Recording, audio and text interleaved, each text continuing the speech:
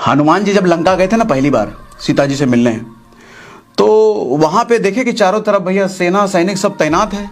तो हनुमान जी तो इतने बलिष्ठ तो थे ही कि सबको मारते चिरते हुए निकल जाते वो, लेकिन उन्होंने दिमाग लगाया, बुद्धि लगाया। उन्होंने सोचा कि मैं यहाँ किस लिए आया हूँ, मैं सीता माँ से मिलने आया हूँ, तो चुपचाप पहले सीता माँ से मिलूंगा, तब बाकी दूसरों से निपटूंगा बाद में। तो अपने आप को इतना छोटा कर लिया, इतना छोटा कर लिया, इतना छोटा रूप बना लिया, किसी को दिखे ही नहीं। जमीन पे चलते हुए चले गए, लेकिन किसी के नजर ही नहीं आए। सीधा वो सीता माँ के पास पहुंच गए। मतलब उनका गोल क्लियर था कि मुझे सीता माँ से मिलना है, बाकी दूसरी चीजें बाद में। बाकी जितने डिस्ट्रैक्शन है राक्षस में, ये राक्षस है, वो राक्षस है, ये है बुरा, वो बुरा, सारी बुराई इर्द गिर्द थी, लेकिन किसी से लड़े नहीं, वो किसी को कुछ किए नहीं, क्योंकि उनका गोल क्लियर है कि भैया सीता माँ से मिलना है। आपकी जिंदगी का मकसद क्या है सर? लिखो तो सही, पूछो तो सही, समझो तो सही।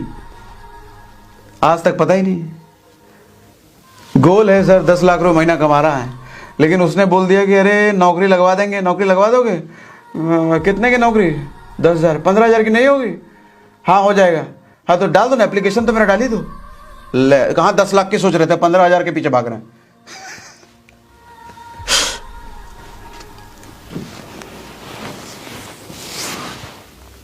समुंदर जब हनुमान जी पार कर रहे थे पहली बार, तो रास्ते में पर्वत आए।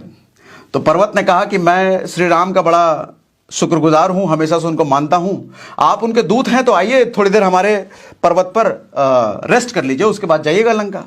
तो हनुमान जी कहते हैं कि अभी रेस्ट नहीं करूंगा, क्योंकि अभी मैं निकला हूं राम का काम करने के लिए, तो जब तक राम का काम खत्म ना कर दूं तब तक रेस्ट नहीं करूंगा। समझना इस मैसेज में क्या कंक्लूजन निकलता है, लेसन क्या है सर? मोमेंटम।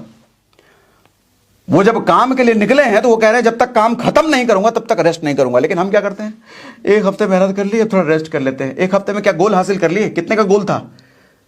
जो गोल बनाए थे पूरे महीने का, वो गोल खत्म हो गया 1 महीने में, नहीं हुआ ना, तो काहे को रेस्ट? चल काम में लगो। क्लोजिंग के लिए क्या टारगेट बनाए? कुछ बनाए थे ना, हुआ टारगेट पूरा? नहीं। और घर पे बैठे हो, निकलो भी, सोना नहीं है, निकलो घर से, निकलो काम में लगो।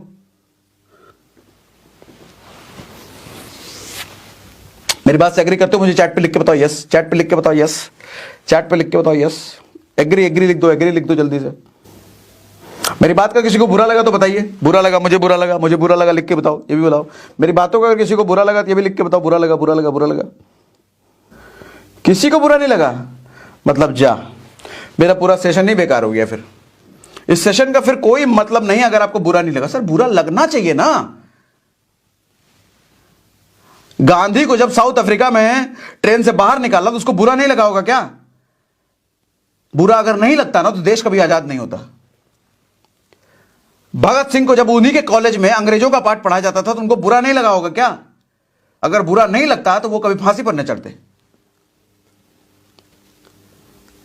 आदमी की जब तक बेइज्जती ना होना, जब तक बुरा ना लगे ना, जब तक पिंच ना करो ना,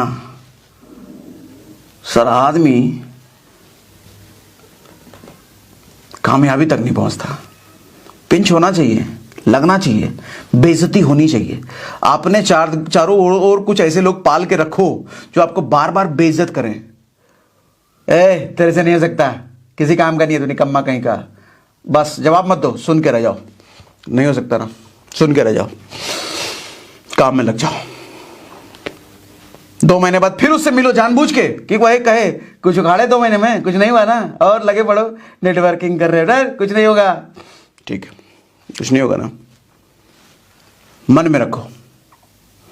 फिर 2 महीने बाद उससे मिलो, बेइज्जती करवाओ, बार बार करवाओ।